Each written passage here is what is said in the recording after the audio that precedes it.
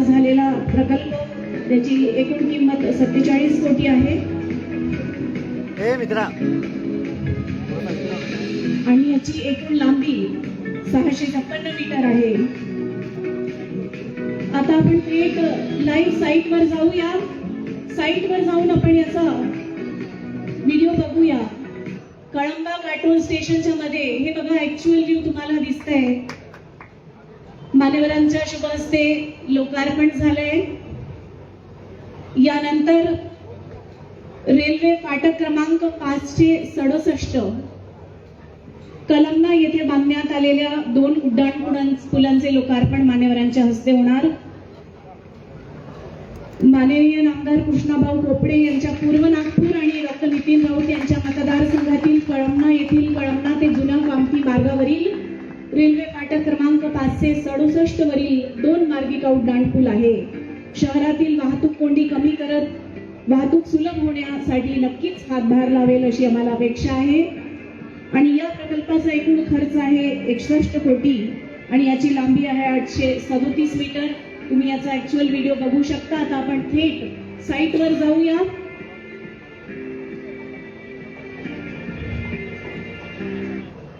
थेट साईटवर तुम्ही बघू शकता जशा प्रकारे व्हिडिओ तसंच थेट साईटवर आपल्याला व्ह्यू दिसतंय. महारेल्वेच्या निर्माणाचं वैशिष्ट्य आहे की उत्कृष्ट दर्जाचं बांधकाम आणि त्याच्यासोबतच सौंदर्यीकरण सुद्धा. यानंतर आता चंद्रपूर जिल्ह्यातील साखरवही येथील रेल्वे फाटक क्रमांक 39A वरील उड्डाण पुलाचे लोकार्पण मान्यवरांच्या शुभ हस्ते होत आहे. चंद्रपूर साखरवहीचा या प्रकल्पाचा एकूण खर्च 41 कोटी आहे आणि याची लांबी 513 मीटर आहे. आपण याचा ऍक्च्युअल व्हिडिओ बघू शकता. त्यानंतर आपण थेट साईटवर जाऊया. रेल्वे फाटक क्रमांक 39A 2 मार्गी उड्डाण पूल आणि हा विकास प्रकल्प माननीय आमदार किशोर जोरगेवार यांच्या चंद्रपूर मतदारसंघातील आहे. चंद्रपूर जिल्ह्याच्या सर्व नागरिकांचे अभिनंदन.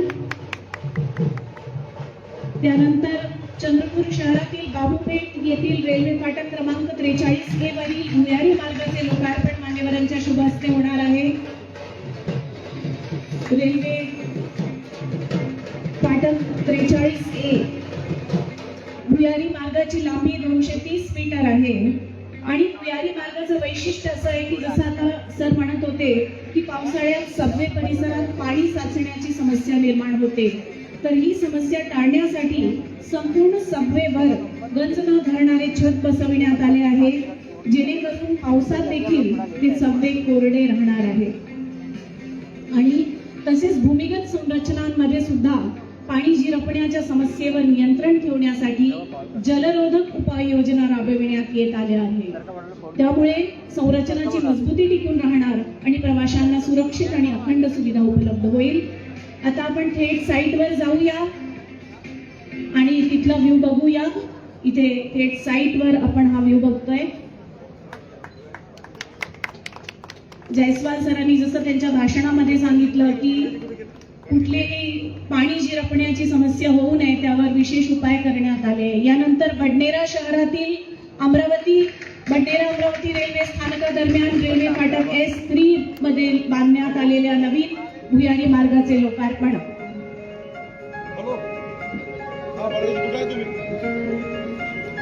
शहरी आणि ग्रामीण संपर्क अधिक जलद करून दूर करण्याला हातभार लावेल या अपेक्षेसह या भुयारी मार्गाचे निर्माण करण्यात आलेले आहे. भंडेऱ्याचे आमदार रविभाऊ राणा, अमरावतीचे आमदार सौ सुलभा खोडके आणि श्री प्रताप अडसड या सर्वांचे आम्ही अभिनंदन करू इच्छितो. भंडेरा येथील भुयारी मार्गाची लांबी 400 मीटर आहे. यानंतर धामणगाव येथील रेल्वे फाटक 74 वरील भुयारी मार्गाचे लोकार्पण मान्यवरांच्या शुभ हस्ते करण्यात यावे अशी विनंती. या मार्गाची लांबी 33 मीटर आहे आणि 9 कोटीचा खर्च म्हणजे एकूण या प्रकल्पाचा खर्च 35 कोटी आहे. बडनेरा 26 करोड आणि धामणगाव 9 करोड.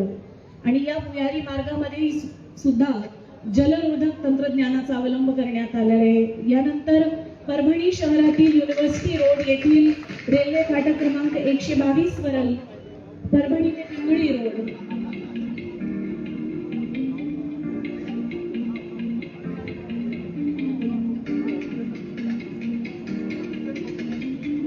धामणगावच्या ठिकाणी आपण लाईव्ह त्या साईटवर पोहोचलो आहे.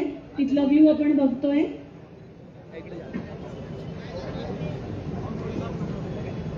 अमरावती शहर आणि परिसरातील विकासाची व्याप्ती या मार्गामुळे नक्कीच विस्तारेल. त्यानंतर परभणी शहरातील युनिव्हर्सिटी रोड येथे रेल्वे फाटक क्रमांक 122 वरील परभणी ते पिंगळी रोड या रेल्वे स्थानकादरम्यान नवीन उड्डाण पूल आहे.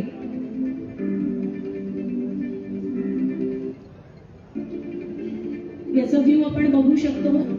दिवसा आणि रात्री दोन्ही व्ह्यूज. टोटल 45 कोटीचा खर्च या प्रकल्पाचा आहे. 2 लेन रोड आणि आर्क्स जे तुम्ही बघता ते रात्री LED लाइटिंगमुळे अत्यंत आकर्षक दिसतात. थेट साईटवर जाऊन आता आपण बघूया.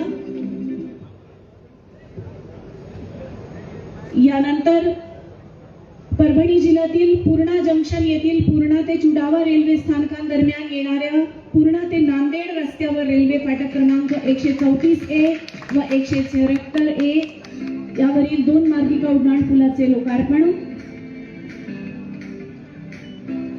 पूर्णा येथील रेल्वे फाटक